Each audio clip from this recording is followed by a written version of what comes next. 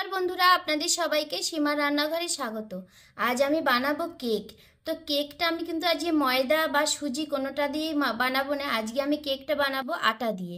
তো আটা দিয়ে বানাবার জন্য কেক আমি প্রথমে নিয়ে নিয়েছি। এখানে দেখুন 100 গ্রাম চিনি। চিনিটাকে কিন্তু আমি গুঁড়ো করে নিয়েছি। এই দেখুন চিনিটা কিন্তু মোটা দানা চিনিটা নেই, সেটাকে আমি গুঁড়ো করে নিয়েছি। তো 100 গ্রাম চিনির সঙ্গে আমি নিয়ে নেব 50 গ্রামের থেকেও একটু বেশি তেল। তো যেই বাটির মাপ করে আমি চিনি নিয়েছি, সেই বাটির মাপ করে আমি তেল নিয়ে নিব। তো দেখুন এই যে বাটিটা, এই বাটিটার মাপ করে আমি 1 বাটি চিনি নিয়েছি। এই বাটির মাপ করে আমি হাফ বাটির থেকেও একটু বেশি তেল দিয়ে দিচ্ছি। তো তেলটা এখানে আমি সাদা তেলটা দিয়ে দিচ্ছি। তো চিনিটাকে আমি ভালো করে তেলের সঙ্গে মিক্স করে নেব। দেখুন চিনি আর তেলটাকে আমি ভালো করে মিক্স করে নিয়েছি। তো মেশানো হয়ে গেছে। এখন আমি চিনি আর তেলের সঙ্গে দিয়ে দেব আটা। তো যেই বাটির মাপ করে আমি চিনিটা নিয়েছি, সেই বাটির মাপ করে আমি আটাটা নেব। তো এখানে আমি যতটা চিনি দিয়েছি তার থেকে দেখুন 1 বাটি আমি চিনি দিয়েছিলাম, 1 বাটি চিনির সঙ্গে আমি দিয়ে দেব 1.5 বাটি আটা।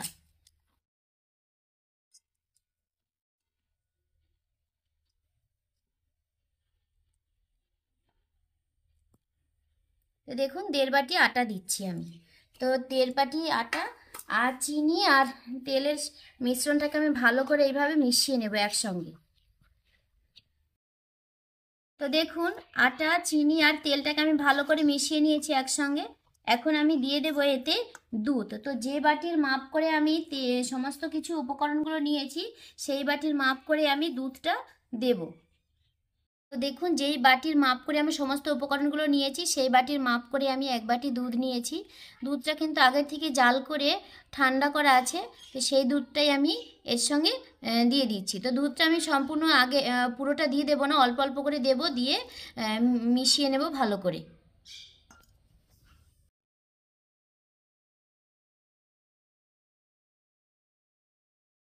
দেখুন এই আমি অল্প সামান্য তখন দুধ দিয়েছিলাম। তো দুধটা মেশানোর পরে এই অবস্থা পরিস্থিতিতে এসেছে। তো এখানে আমি আরও সামান্য একটু দুধ দিয়ে দেব। দুধ দিয়ে আমি ভালো করে মিশিয়ে নেব। এই যে দেখুন।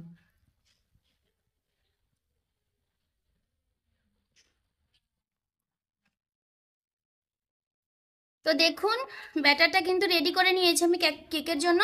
এই যে দেখুন কতটা স্মুথ হয়েছে। এরকম থিকনেসটা রাখতে হবে, এর থেকেও বেশি পাতলা করলে হবে না, আর মোটা ঘন করলেও হবে না। আমি কিন্তু এই পুরোটাই 1 বাটি দুধ দিয়েছি, 1 বাটি দুধ দিয়েই আমি ব্যাটারটা গুলে নিয়েছি। তো এটাকে আমি সাইডে রাখবো। আর আপনাদের তো দেখাইনি যে আমি বেকিং সোডা বা বেকিং পাউডার কোনোটাই দেইনি এখানে। আমি এখন বেকিং পাউডার আর বেকিং সোডার একটা ব্যাটার রেডি করব। দেখুন এখানে আমি 2 চামচ দুধ নিয়ে নিয়েছি, নর্মাল দুধ। দুধটা কিন্তু গরম দুধ নয়, আর ফ্রিজে রাখা ঠান্ডা দুধও নয়, রুম টেম্পারেচারের দুধ। তো তার মধ্যে আমি দিয়ে দেব, এই যে দেখুন এখানে বেকিং পাউডারটা নিয়ে নিয়েছি। তো এখানে আমি বড় চামচের হাফ চামচের থেকে একটু বেশি বেকিং পাউডার নিয়েছি। আর দিয়ে দেব আমি বেকিং সোডা। তো বেকিং সোডা দিয়ে দেব যতটা আমি বেকিং পাউডার নিয়েছি তার থেকে হাফের থেকেও কম। এই যে এতটা পরিমাণ, এতটা পরিমাণ আমি বেকিং সোডা দিয়ে দিচ্ছি। দিয়ে দেব 1 চামচ তেল।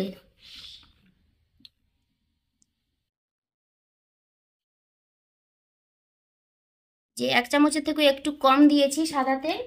আর দিয়ে দেব না, এবারে আমি এই সমস্ত উপকরণগুলোকে একসঙ্গে ভালো করে মিশিয়ে নেব। তো মিশিয়ে নেব এই যে এরকম একটা ব্যাটারটা কিন্তু সম্পূর্ণ রেডি করে নিয়েছি আমি। ওই দুটো ব্যাটারকে একসঙ্গে মিশিয়ে এখন আমি দিয়ে দেব এই যে 1 চামচ পরিমাণ ভিনিগার। ভিনিগারটা দিলে খুব সুন্দর একটা স্পঞ্জি হয় কেকটা, আর ভালো হয় খেতে। ডিম ছাড়া যদি আপনারা কেক বানান তাহলে ভিনিগার অবশ্যই দেবেন। ভিনিগার দিলে কেকটা কিন্তু খুব সুন্দর ফুলবে আর স্পঞ্জি হবে। তো ভিনিগার দিয়ে আমি সুন্দর করে ব্যাটারটাকে খুব আলতো আলতোভাবে ঘুরিয়ে ঘুরিয়ে এইভাবে ব্যাটারটাকে রেডি করব। খুব বেশিক্ষণ কিন্তু ঘুরিয়ে ইয়ে করবো না, ব্যাটারটাকে নাড়ানাড়ি করবো না, এরকম আলতো করেই রেডি করতে হবে। আর আমি এখন এখানে দিয়ে দেব নারিকেল। তো নারিকেলটা দেখুন খুব ছোট ছোট করে কুড়িয়ে নিয়েছি আমি।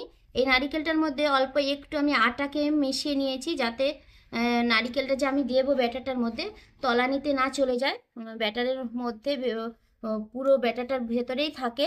সেই জন্য আমি এখানে নারিকেলটা দিয়ে দিচ্ছি। তো নারিকেলটা দিয়ে আমি খুব আলতো করে এইভাবে আমি আরেকবার একটু মিশিয়ে নেব কেকের ব্যাটারটাকে।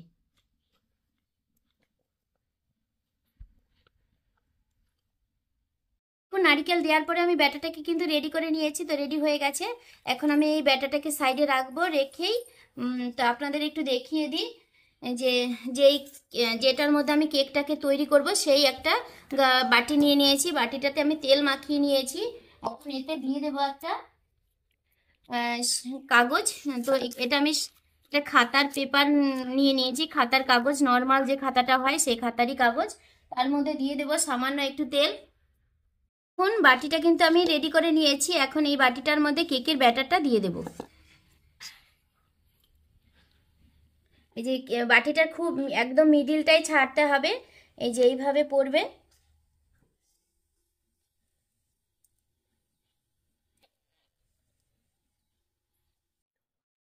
দেখুন কেকের ব্যাটারটা আমি বাটিটার মধ্যে ঢেলে দিয়েছি। এখন একটু এইভাবে আস্তে করে একটু ট্যাপ করে নেব, যাতে করে যদি কোনো ভেতরে ফাঁকা জায়গা থাকে, বাতাস রয়ে যায়, সেটা বেরিয়ে আসবে।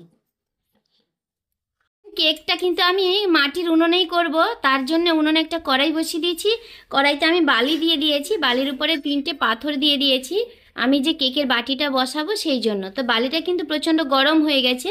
এখন আমি বাটিটাকে কেক যে কড়াইয়ের মাঝখানটা এইভাবে বসিয়ে দিচ্ছি। এই যে দেখুন বসিয়ে দিয়েছি।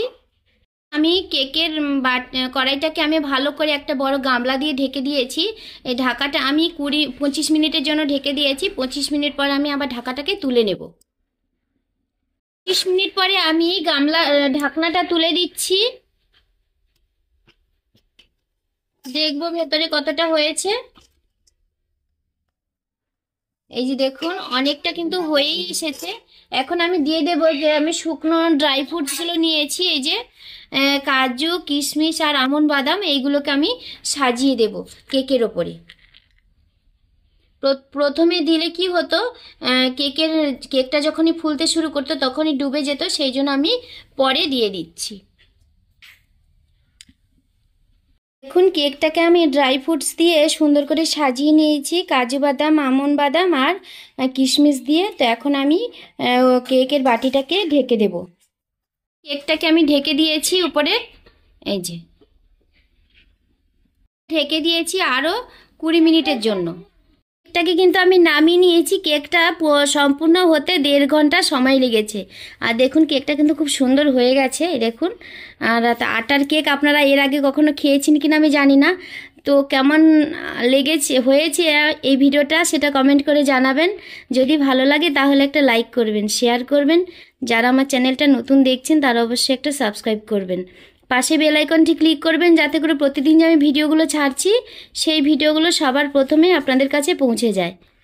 তো চলুন কেকটাকে কেটে আপনাদের একটু দেখিয়ে দিই কতটা স্পঞ্জি হয়েছে। আর দেখুন কেকটা কিন্তু সম্পূর্ণ ঠান্ডা হয়নি বলে কেকটা ভেঙে যাচ্ছে। সম্পূর্ণ ঠান্ডা হলে কিন্তু কেকটা ভাঙতো না। তো দেখুন কতটা নরম হয়েছে, স্পঞ্জি হয়েছে। এই যে দেখুন কত সুন্দর নরম হয়েছে না কেকটা, খেতেও কিন্তু ভীষণই টেস্টি হবে।